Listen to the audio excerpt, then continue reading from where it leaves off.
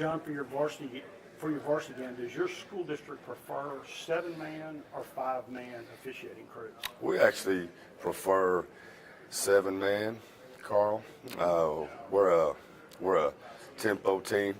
We like to throw the football down the field, and first whenever they were talking about going to a 7-man crew, I was like, oh, that's 2 more guys. They're going to be throwing a bunch of flags and all that kind of stuff. But honestly, with the tempo that we go to when there's only 5, we really wear those guys out. And so having those 2 extra guys deep, getting eyes on the field, keeping some of those back people from having to run around so much, we actually get better coverage with a 7-man crew. How is in some parts of the state, John, they just haven't been able to do it because of shortages and stuff like that. How much there in Houston have y'all had that issue? For varsity, you've been able to get 7-man. We have. All your district games and your playoffs and stuff. Do you see that evolving any, when these other parts where it's 5, it becomes problematic because they haven't had 7 versions? Well, we've definitely got a problem getting people into that profession, and lots of it is really how that they get treated. Right. Money's always going to come up, mileage issues versus flat rate pay scales, but honestly, it's just really how that they get treated. Right. When people think that they're trying to cheat for a team, and that's just crazy. Right. You go to a 6-year-old basketball game, and parents are just acting a fool, right. Screaming at the referees and 6-year-old basketball, and it's just really kind of what we're dealing with as a society, and it's really just not parents. Coaches do the exact same thing sometimes, and we just, honestly, we have to get back to treating people right, treating people with respect, understanding the value of sport.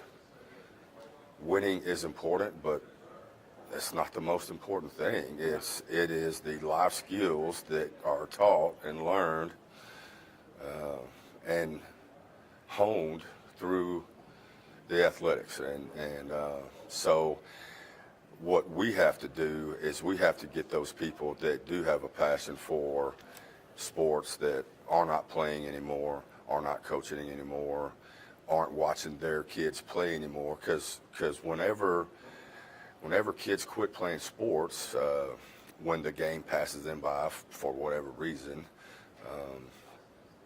parents kind of have a void there because they've been involved in their kids' athletic career for so long, taking them to practice, taking them to tournaments, taking them on trips. We need to reach out to that section of people who would be willing to give back, who obviously see that we have a problem getting referees, keeping referees. Back in the day, that was a very noble profession, and now it's almost like it's beneath us, and serving isn't on the forefront, and we, all of us, need to get back to serving each other a little bit more. How is, like in Houston there, to talk a little bit about what you and other school districts are doing that to help the retention Right. of officials and stuff? We actually speak with all of our graduating seniors, saying, hey guys, this is a good way to pick up some extra money, like whenever you're in college or part-time job, whatever, and then honestly, I didn't even think about that parent aspect until we had a parent who was very involved in his kid's life, was an outstanding man, is a nurse, co-star 7-on-7 leagues and all that kind of stuff. And then when his son went to college, he just kind of had a void in his life. And he said, "Hey, Coach, I'm going to get into refereeing." I said, "Man, that's an awesome idea." And I was like, "Heck, we need to get that going."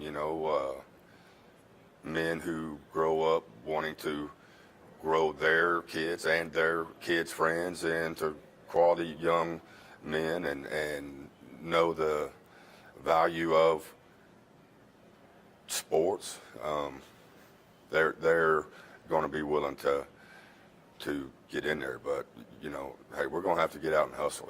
That's just what it is. We're going to have to get out and hustle people, and because people just aren't going to sign up just because.